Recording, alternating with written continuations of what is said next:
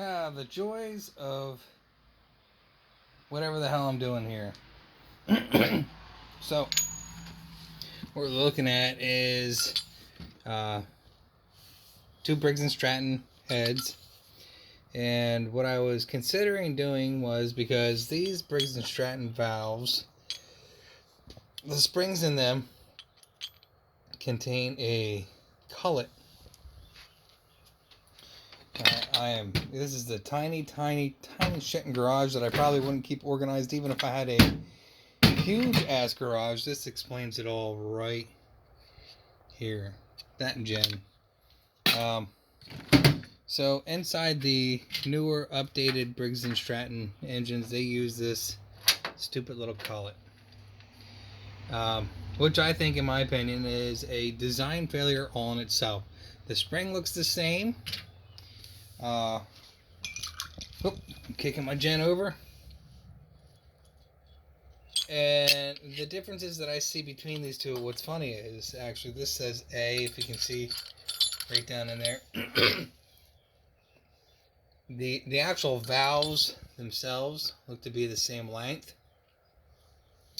And what I am working on is that 18.5 horsepower Kohler. Now, you know how they get the higher horsepower is just by making the piston and cylinder a little bit larger.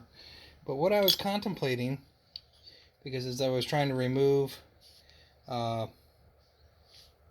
this keeper here, I noticed that the reason that this valve probably bent, it was an intake valve that bent on this, which is that side. That's why it's missing. The guy who I got this from attempted to replace the valve, or the connecting, I should say, the push rod. The push rod had bent, so he bought a new push rod. And then he said, "Screw it," and he gave me the whole vehicle. So I'll take it. So you notice that the keepers themselves are different size, different diameter. The lifters, and this is this is probably from a 90s. This is a 90s intake, Intech. This is a, at least I think it was an Intech. This was a 16 horsepower Briggs and Stratton out of a Toro wheel horse. When Toro got crappy, I should say, when the wheel horse got crappy.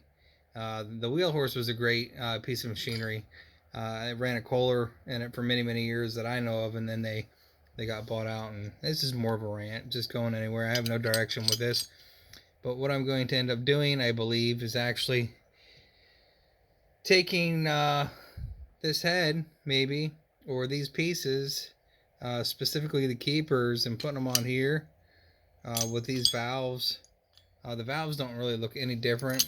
What's funny is, if you look down in here, this does look like it says A, and that definitely says A. There's some other writing in there though, and I can't quite, it's not legible. I don't know if it's a signature of an employee or what it is, but I was kind of looking at the differences here. They look very similar, at least from the overhead perspective. Now, when we go around to the bottom side of it, and even even the design, the exhaust pretty much, looks the same here. Spark plugs in the same spot. Looks like the same, I believe the same thread pitch diameter. Maybe? The newer one definitely looks a little bit bigger. Well, I don't know. Well, no, maybe not. Could just be all that Gen that's talking. So, and I'm sure maybe this has been discussed before. Intake side, some changes, some noticeable changes. But when we flip it over here, what we notice is, besides the top part of the head here being smaller in diameter, I honestly think that the only reason that it looks smaller in diameter is because of the cylinder is definitely bigger than the other one. But That being said, all they did was put a different gasket on here, and I sort of feel like this area here, because it got maybe a little thinner, is where the failure point was occurring. Here, maybe pumping some gases from the actual combustion of the piston and the gases, etc., in here, and forcing the collet to either lift on that keeper. So these are the keepers in the older style, which I really like. They lock, and what apparently is happening with the keepers that have, and this is, they do this in Volkswagens too. I've seen this in Volkswagens and a lot of other vehicles, but apparently what happens is these can get loose and cause the lifter to stop, freeze in place, and actually it causes the lobe when the lobe comes up, and that's why these are, I think, light aluminum. I think that's why they do that, is so that they bend. If that comes up.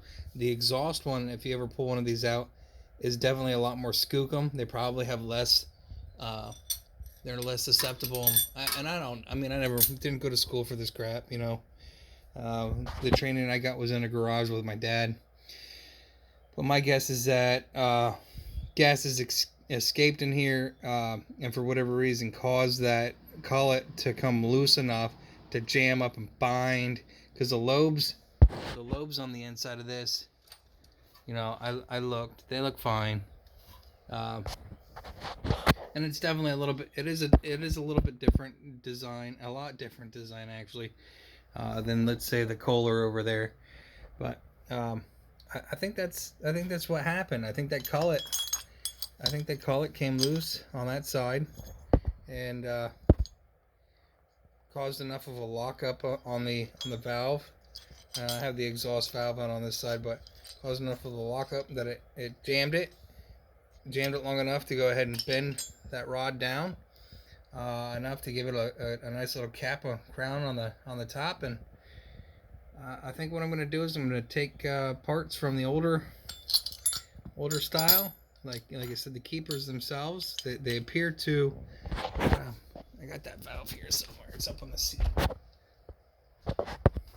think it's up on the seat. Yep, right here.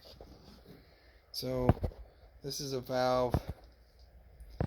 Yeah, love the camera focus. This is a valve out of the newer Entech, which is out of that John Deere right there. And I think that if I put this valve, let's see if the stems are the same. Stems look to be the same. I mean, they're the same height.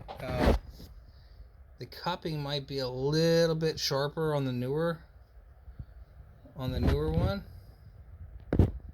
It's I don't see any part numbers on here, but I can tell you what will fit. I think that the valve keeper is going to... son of a biscuit. Valve keeper will not fit on that. Isn't that something? Nope. So the stem on the old valves, let me set them down over here.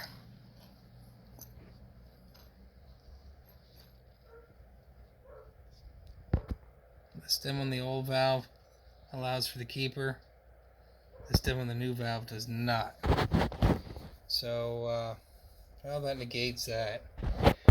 Maybe what I'll do is I'll actually swap the valves out altogether and put them in this unit. So I just, dicking around in the garage today. Thought I'd point that out.